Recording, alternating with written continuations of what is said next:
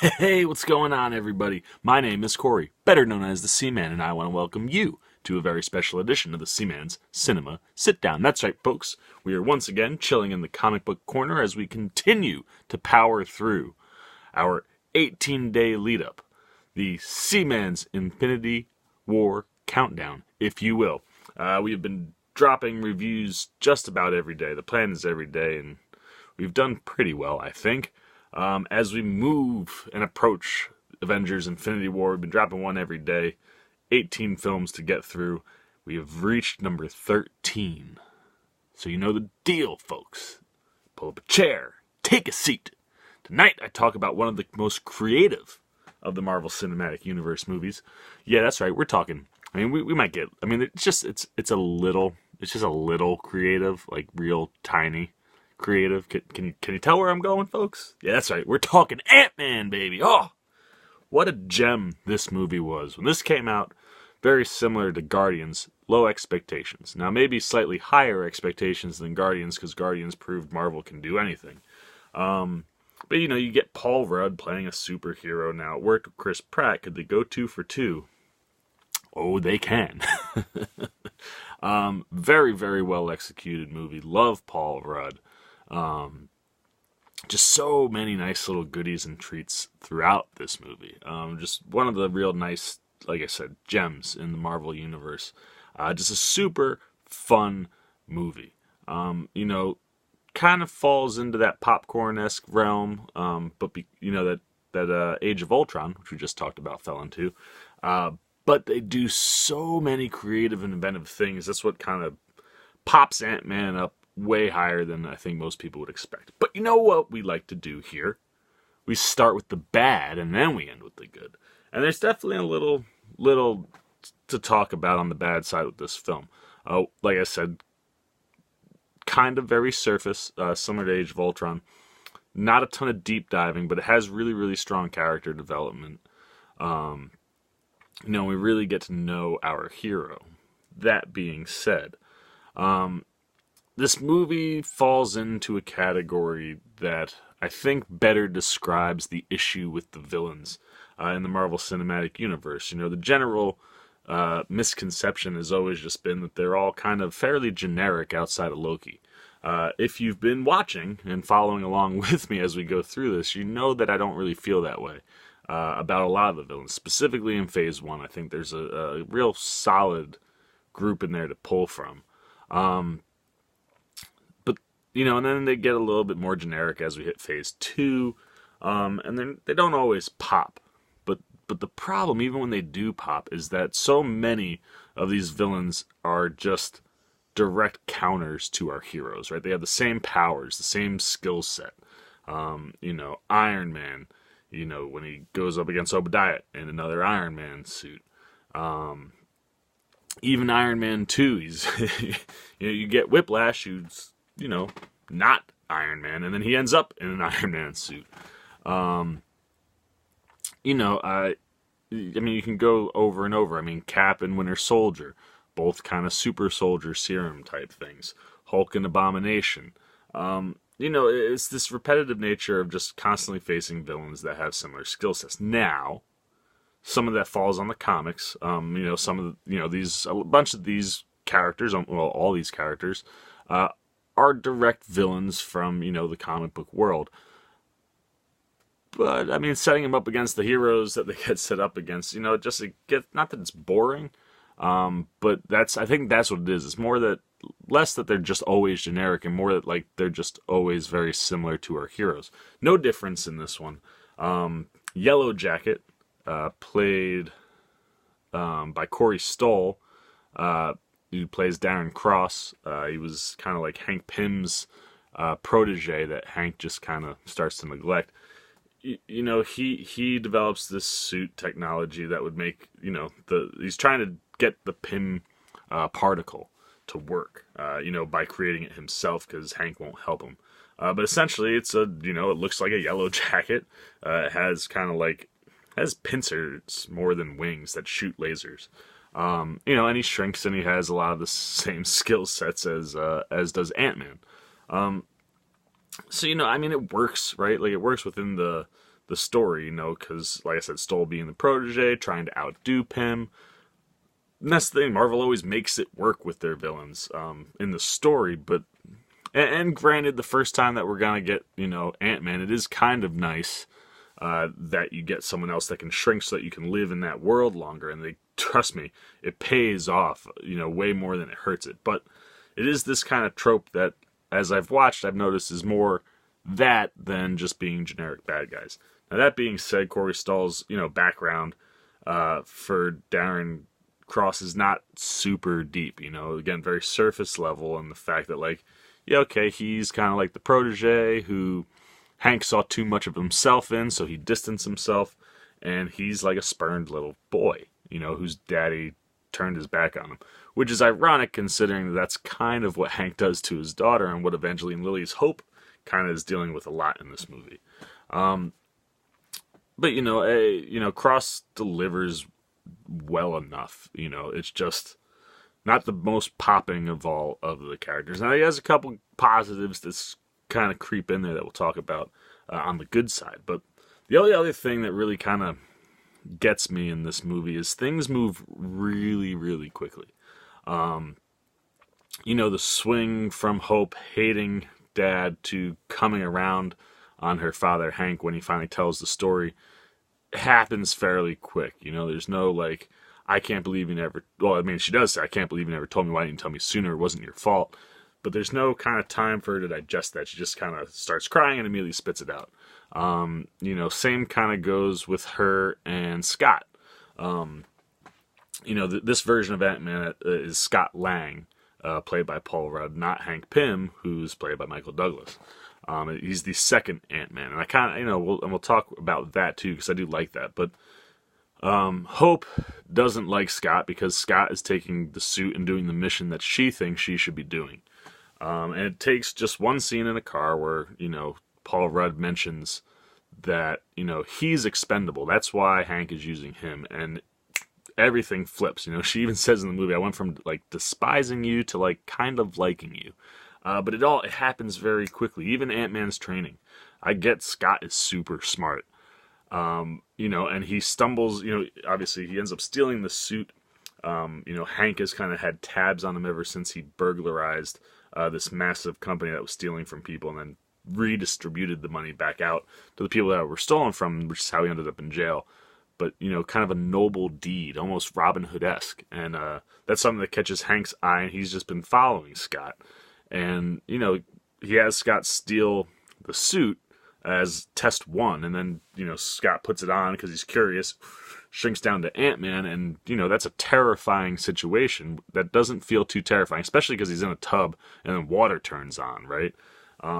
Little freaky, but not as freaky as I think it probably should have hit Scott. And then when he finally does start to train, the one big thing is, first thing they have him do is run, shrink, go through a keyhole, and expand. And he can't do it, and it's funny, it's hysterical. It's actually, that sequence in itself is a lot of fun. But all of a sudden, it's just like, boom, he can do everything, man. Like, he has one conversation with Evangeline Lilly, now he can control the ants. He crashes into a door like 3 or 4 times, now he can utilize everything. He can punch. And, that's the one thing where we don't really understand how much time has passed, other than, it's a fairly quick turnaround, because it's supposed to be months, and then Cross finally figures out how to shrink living beings without killing them. Pretty much every time he does it, they turn to goop. And it speeds up their timeline to a couple days. So still, the fact that Scott figures all this out, no matter how smart he is, and he is very smart, it just plays into the fact that everything in the movie happens so fast, right? Even the way Cross figures everything out, it doesn't really get explained. It's just, boom. Oh, haha, I figured everything out. Just some stuff that should take a little more time moves fairly quickly in this movie. That being said, so much more good than bad with Ant-Man. And it certainly starts with its cast, and I like that the movie starts with its original hero. So the first person we'll talk about is the original hero, Hank Pym, played by Michael Douglas. What's great is there's a conversation where Cross is explaining with Pym in the room that at one time technology that Pym developed had created something of an Ant-Man. He shows all these different pictures that you zoom in and you can see a dude that's like this little. And in showing all of that stuff, you get to see Hank be Ant-Man without physically seeing him be Ant-Man. We know that he's Ant-Man. We start with him at S.H.I.E.L.D. talking to Howard and, just not wanting this technology to get in the wrong hands. Kind of butting heads with Howard, which is cool because in the comics, he butts heads with Tony all the time in the Avengers. And then what's really cool is during that conversation, Cross says, stories to astonish, which is a direct tip to the comic book where Hank Pym and the Ant-Man first appear. Tales are tales to astonish. Not stories, tales. So just a really nice kind of drop. I love that. But like I said, I love that we start with Michael Douglas's Hank Pym. We get some background that back in the 80s he developed this technology for S.H.I.E.L.D., but he worked with S.H.I.E.L.D. like as an adjunct, but did not want to turn over this technology because he knew Howard Stark might use it wrong. We're just saying it's kind of cool to see him button heads with Stark because that's very much from the comics. Even though in this world we know that that's not what Howard would have ever been about, and it's not really what Tony's about. Even though Howard was in the business of weapons, I don't think, from what we've seen, that was, Howard I feel is more like Tony. But anyway, I love all of that. I love that we start with Hank. We don't need his origin, like the full story, but it is good to start there and be like, oh, okay, cool. Like, even though we're getting Ant-Man number 2 with Scott, nice that Hank is involved, and I love everything Michael Douglas does with him, man. I mean, he's smart, he's witty. I mean, he's Michael Douglas. But no, he does feel very much like Hank Pym. I think Michael Douglas does a great job. And it just sets the movie up really, really well, and the fact that when they mention Janet, that's why he quit. We eventually find out what that story is and what happened to Janet, but boom, we're just dropping all these things that for us comic book folks, we're like, cool, man. Like, I get we're going with Scott, but I love that Hank and Janet are involved in the story in some way, shape, or form. I love that there's a lot of mystery behind everything that Hank does. And that just sets up a lot of great sequences where you're just not sure where it's going. And I love that about Hank. Now, to our actual Ant-Man for this movie, Scott Lang, played by Paul Rudd. Love Paul Rudd. So good. Mentioned how, like funny guy like Chris Pratt was hoping that we get the same kind of treatment with Scott. And because this is a different kind of movie, it just so fits Paul Rudd perfectly. He's up to the task when it comes to the action in the movie. Obviously there's probably stunt doubles, but he gets himself cut up.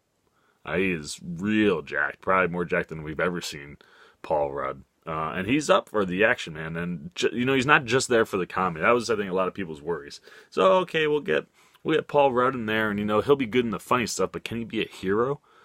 Can he do what Chris Pratt did? And he doesn't do what Chris Pratt does, but everything that's in the movie just works so well with Rudd.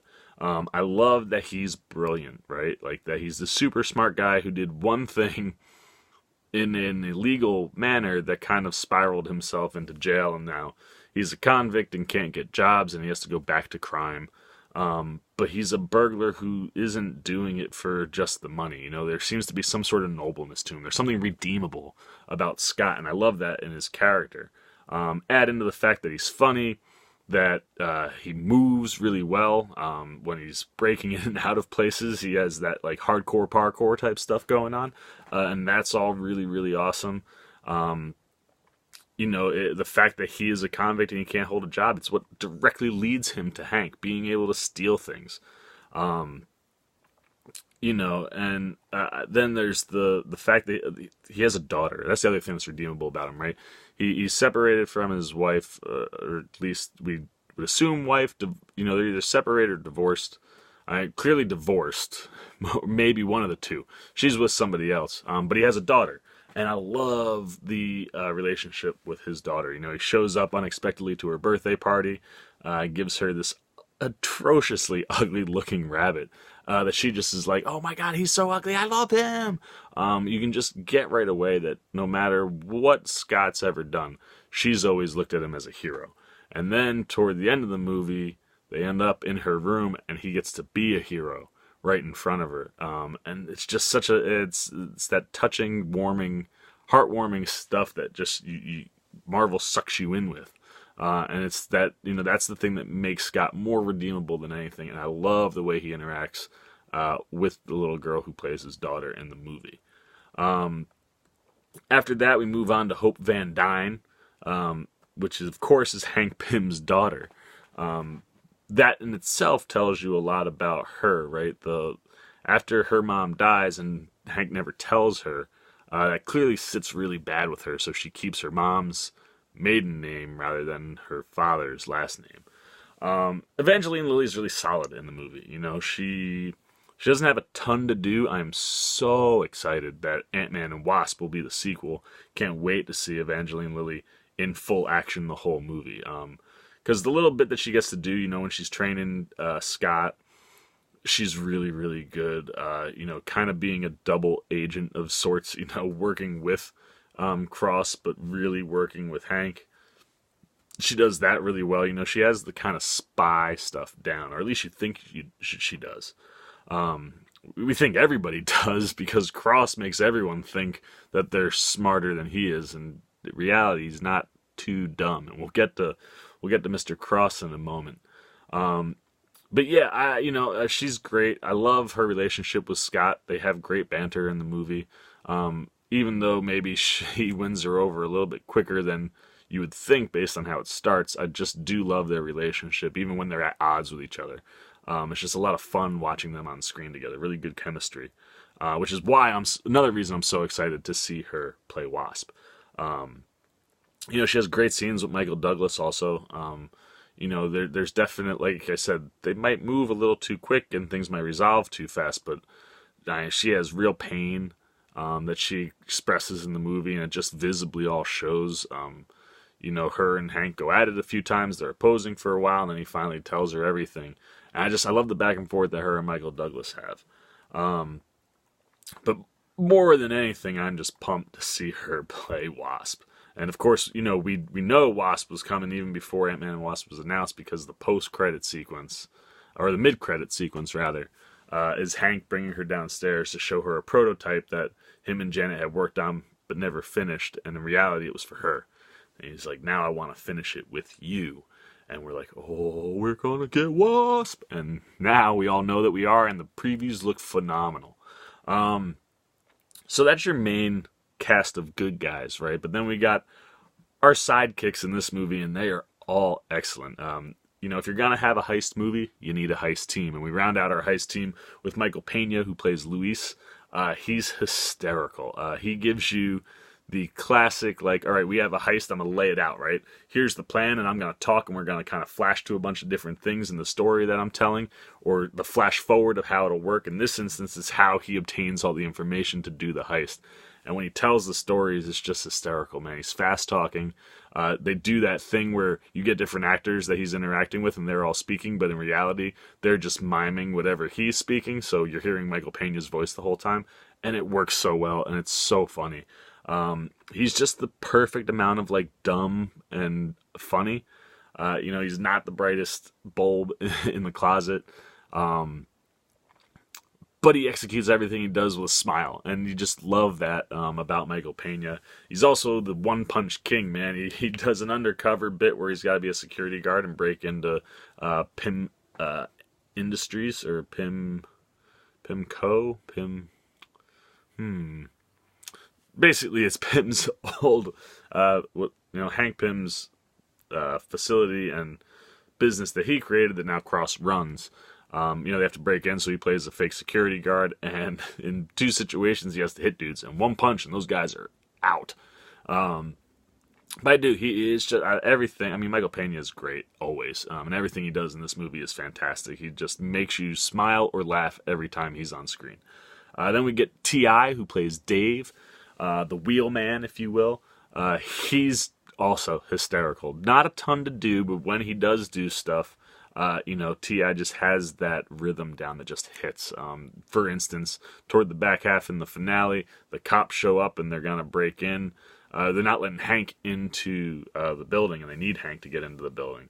And he jumps out, goes and steals the police car, crashes it into a tree, and runs back to his van. And just the whole sequence makes you laugh.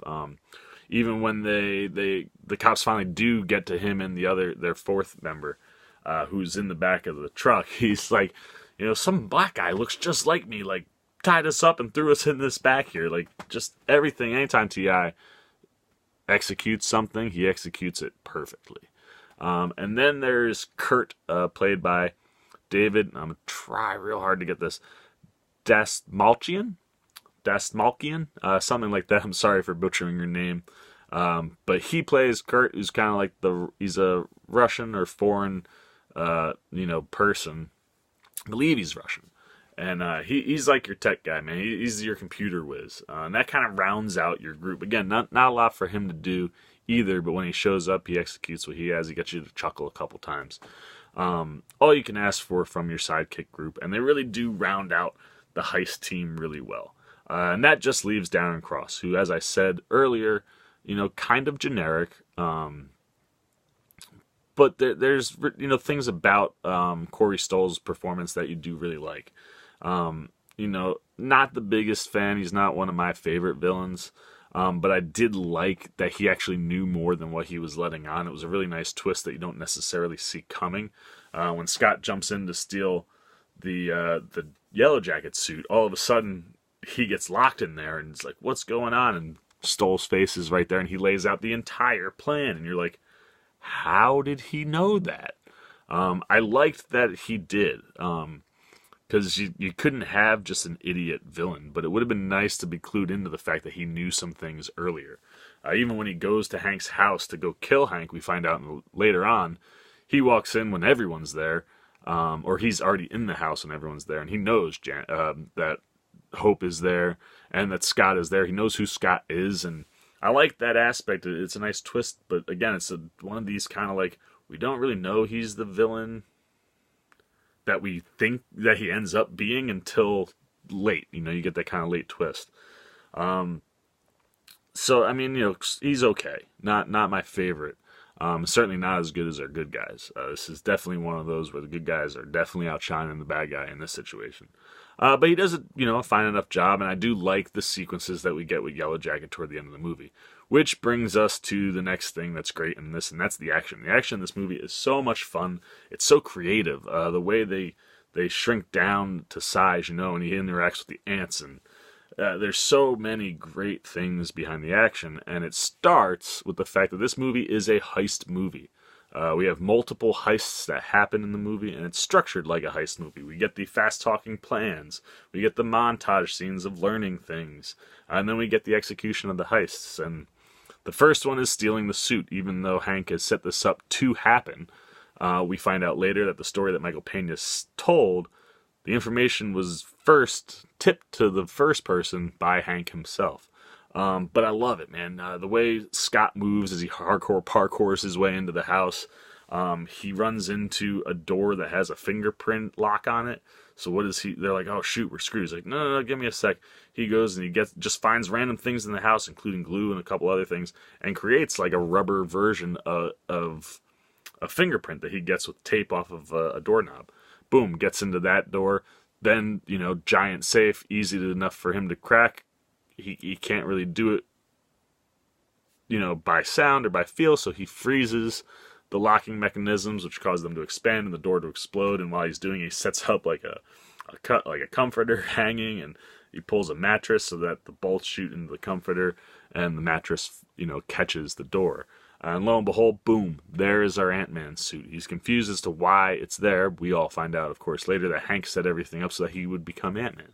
But that scene is just a ton of fun. I love watching Scott's brain work in that sequence, and it's delightful. Then you have the scene where Hank has to steal tech or Scott steals tech for Hank, and it's maybe my favorite of all the action scenes because it's the best use of action and comedy in the whole movie. for me. He's going to a building that he thinks is a warehouse, and when he comes through the clouds on Anthony, once he starts to control the ants, we find out that Hank has been just numbering them. So the first ant that he really interacts with and flies on, he's like, I'm going to name him Anthony. Love that. So he's flying on Anthony. They come through the clouds, and it's the Avengers facility that we just saw in Age of Ultron.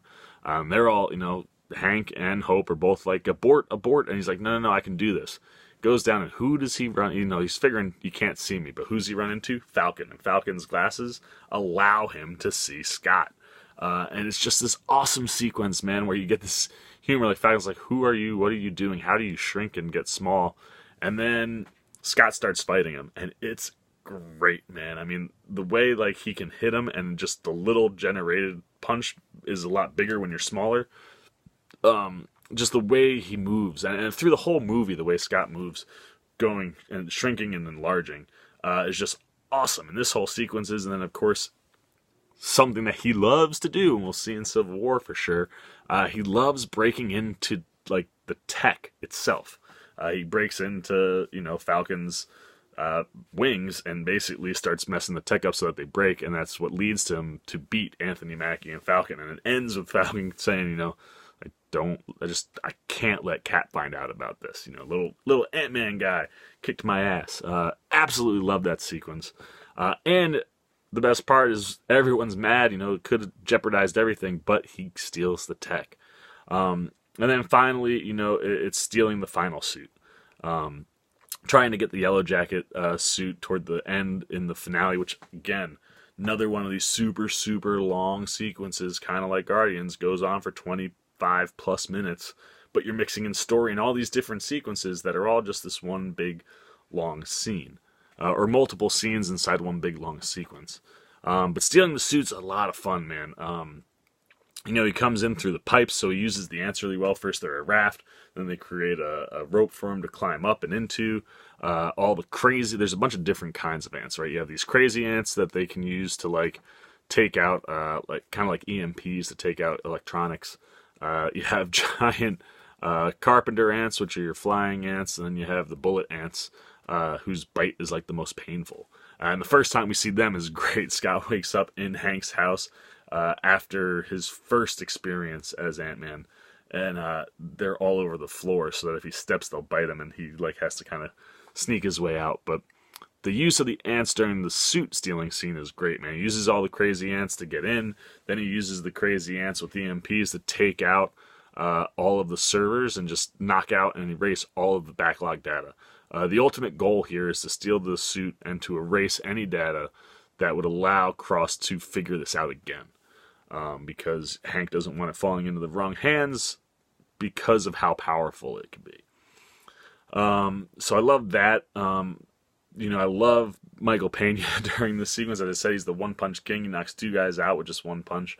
And he's hysterical. He goes in, he's like, I gotta know, man. Like, if I'm undercover, I'll whistle. They're like, don't whistle. And sure enough, he's whistling while you work, if you will.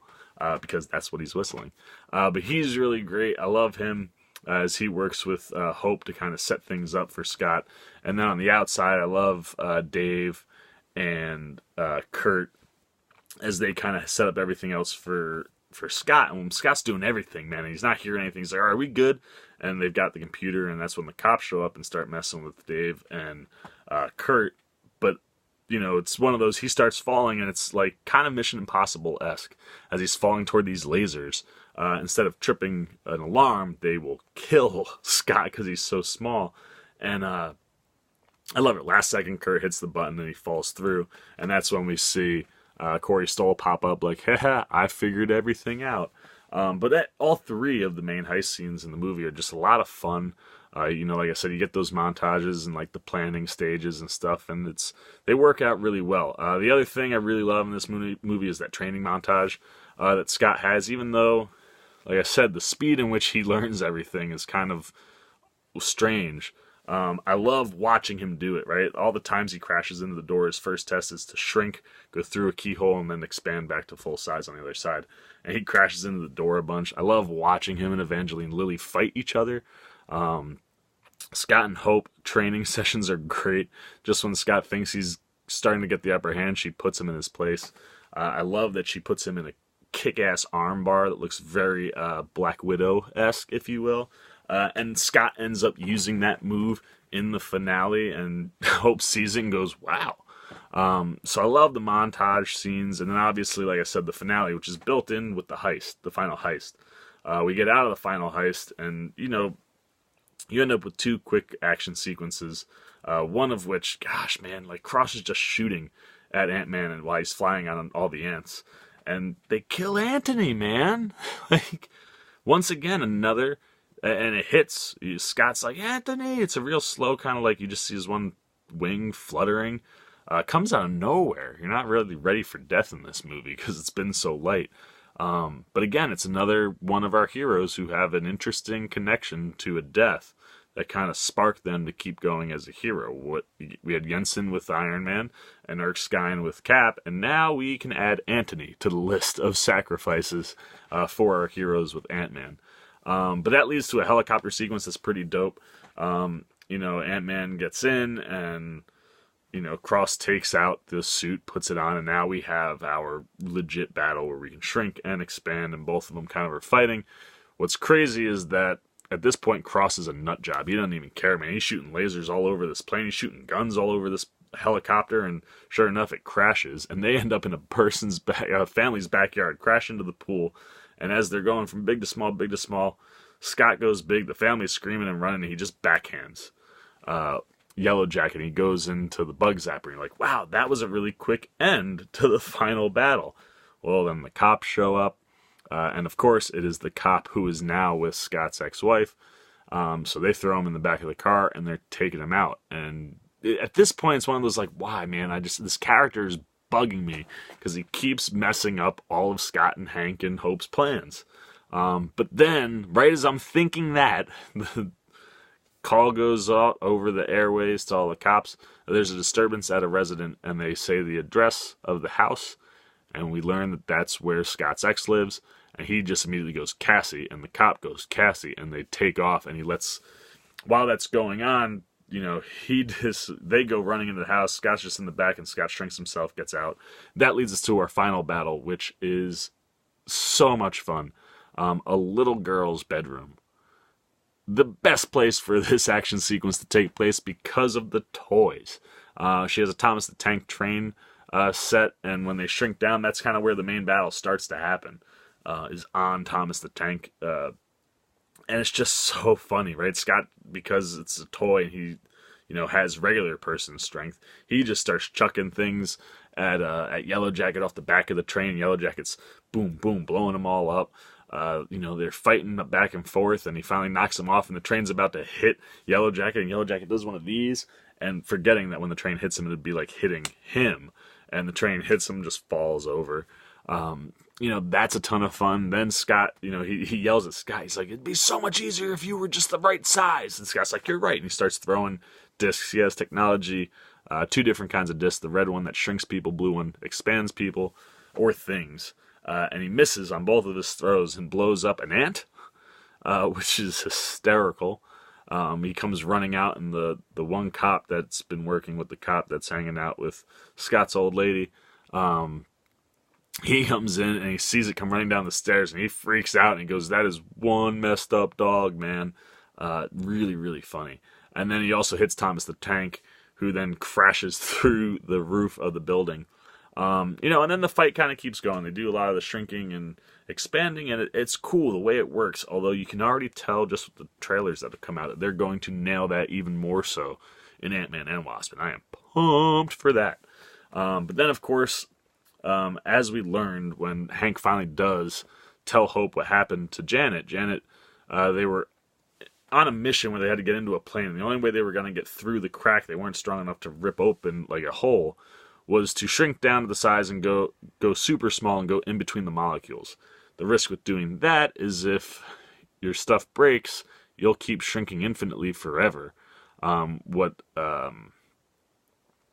Hank calls going subatomic, and you'll enter the quantum realm. And once again, Scott fighting shrinks down, tries to break into the Yellow Jacket suit, but it's made out of like some crazy steel metal that he can't get through. The only way to get in is to go subatomic, so he does it. He gets in, he destroys the tech, and then he slaps on one of those shrinking things that messes up everything with the suit, and you see Cross just shrink into nothing and disappear. As he disappears, poof, we shoot back to or to Scott. Jeez, man, 2 Ant-Mans in one movie is a lot sometimes. But we shoot back to Scott, who is now traveling into the quantum realm. He is just exponentially shrinking really, really fast. And it's a trippy, really cool scene. But again, I love the ingenuity. He realizes he has one more expanding pack, and he takes out the thing that makes him shrink and expand, and just puts the expanding pack in, gets him out of being subatomic, and just brilliantly put together. I love it.